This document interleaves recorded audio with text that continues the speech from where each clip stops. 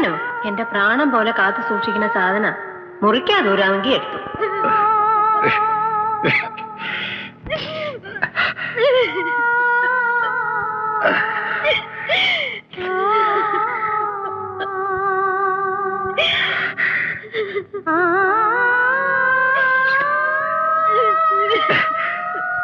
ഓലയും മുളയൊക്കെ ആയിട്ടാ ഞാൻ വന്നിരിക്കണേ.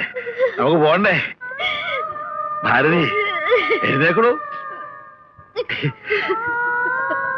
ഇതേ നമുക്ക് പോണ്ടേ?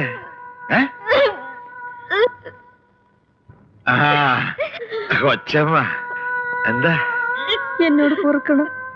ഈ അവസ്ഥയിൽ നാളെ ഇവിടെ വിട്ടു പോകരുത്. ഇല്ല, എനിക്ക് പോണം. ആരുടെയും മുമ്പ് ഞാൻ തലകുനിക്കരുതെന്ന് ഏറ്റവും വലിയ വാശി ഇയാൾക്കായിരുന്നു. എനിക്ക് പോണം, പോയേ പറ്റൂ.